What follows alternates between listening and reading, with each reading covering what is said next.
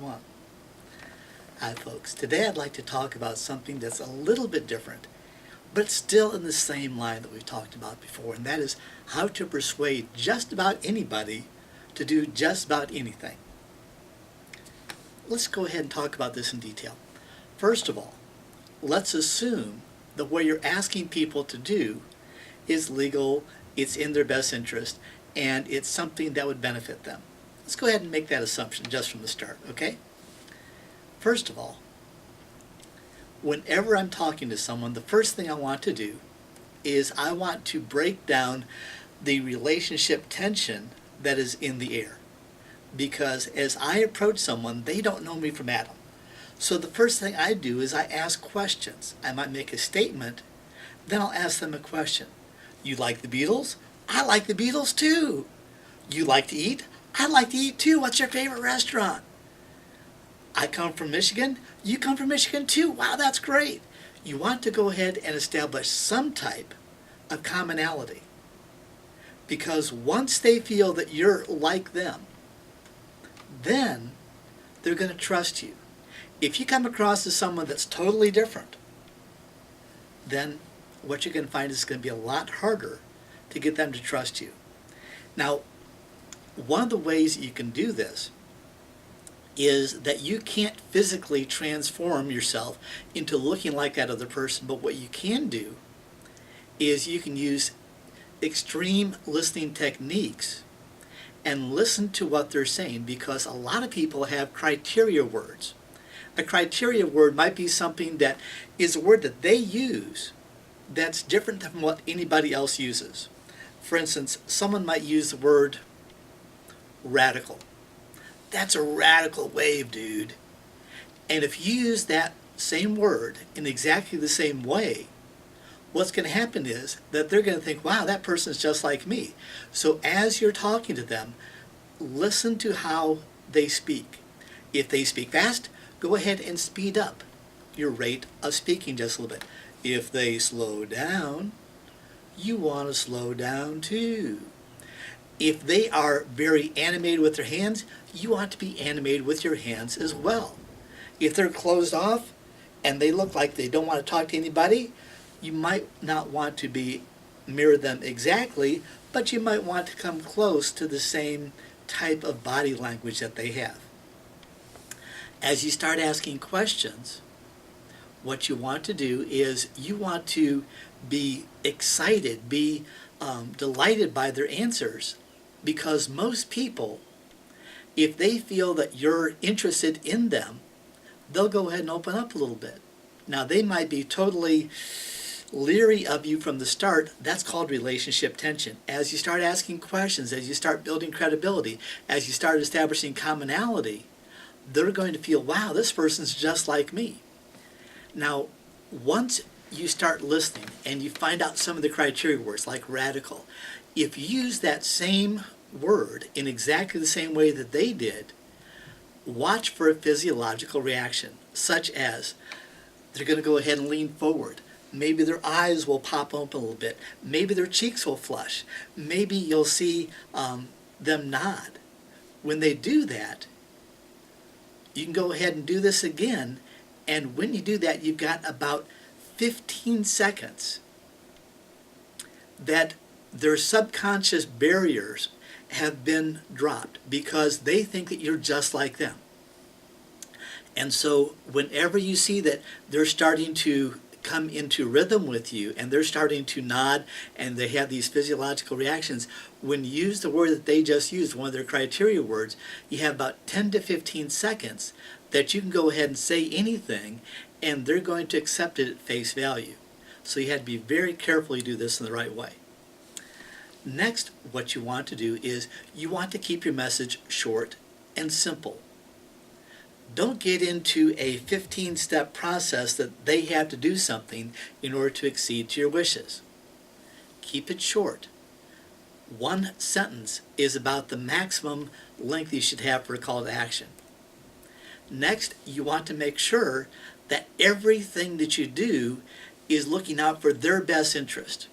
You know, if you really want to save money, what I'd like to do is you want to go ahead and find out what's important to them and then ask questions. Anything that I say might be a lie, but if I ask questions, anything that they say will probably be the truth. And so you want them to be the ones that tell you what they want to do, and you want to go ahead and give them the benefits that are going to correspond with what you're offering. And when you're doing this, you always want to be looking out for what is their selfish self-interest. How can I go ahead and point out the benefits to them? You don't necessarily have to show how it benefits you. They know that you're going to have benefits, otherwise you wouldn't have mentioned it. But if you go ahead and put their interests first and foremost above your own, what will happen is that you'll start to establish a trust. I always like to say that a customer is someone that you sell something to. A client is someone under your protection. One of the things you want to make sure of is that you start to build small little agreements. You want them to have a bunch of yeses, and so as you're talking to people, you want to ask them questions. And if I ask you a question and I don't put a tie down on it, I don't know what you're going to say. But as I start asking questions, I use a tie down. Now a tie down is a statement, and I have a question at the end. It's a beautiful day. Statement. Isn't it? Question. And so I made a statement, and then I asked you to go ahead and confirm that at the end. And so that is a very, it's almost too obvious that you're trying to get them to say yes. Now an inverted tie down has the isn't it at the beginning. It's much softer. Isn't it a beautiful day? See how much softer that is it's a beautiful day, isn't it?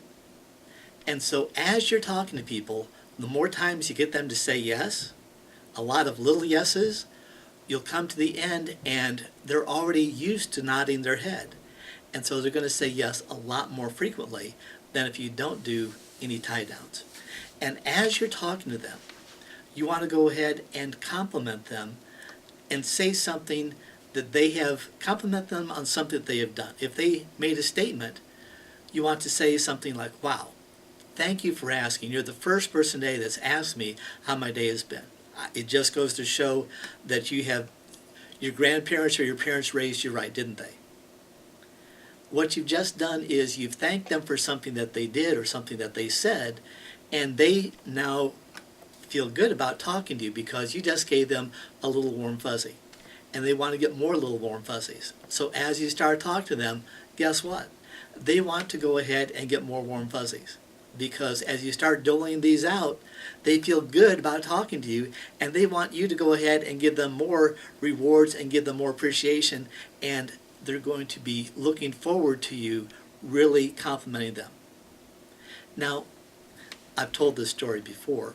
I had this girlfriend that had a couple of Cocker Spaniel dogs, and these dogs were totally untrained. And we got a dog trainer to come out to the house, and the dog trainer said, dogs are affection junkies. If they do something good and you reward them within 4 seconds, they'll remember that forever. If they don't do something good, if you take longer than 4 seconds to reward them, 1, 2, 3, 4, poof, it's gone. And so it completely gets out of hand. They won't remember that. So as you're talking to someone, if they do something good, if they respond in the right way, give them a little reward right then. Because what will happen is it's going to be just like a puppy. Ooh, give me another ear noogie. I want to go ahead and feel good and warm and fuzzy again. So as you're talking to people, give them small little itty-bitty rewards, and you want to go ahead and be building this up so that as you get to the end, you're going to give them even bigger rewards if they go ahead and do something good.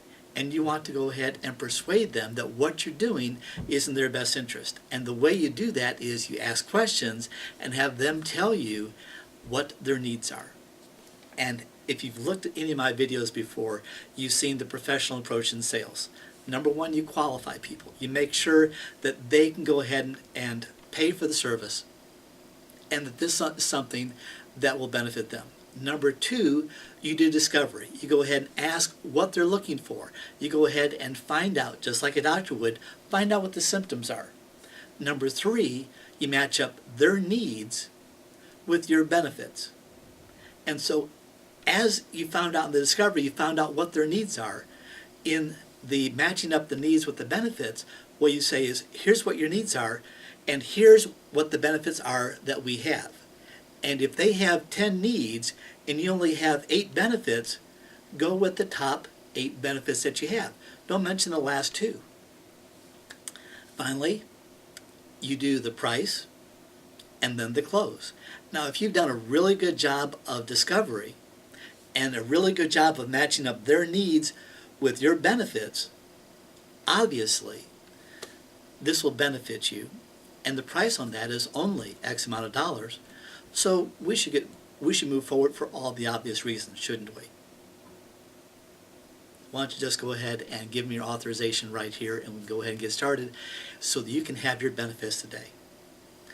Now, when you get down to the close, if you've done this the right way, what will happen is they'll be excited about this process because hopefully you've gone ahead and shared the emotion. You've had a transference of emotion from where they are to where you want them to be.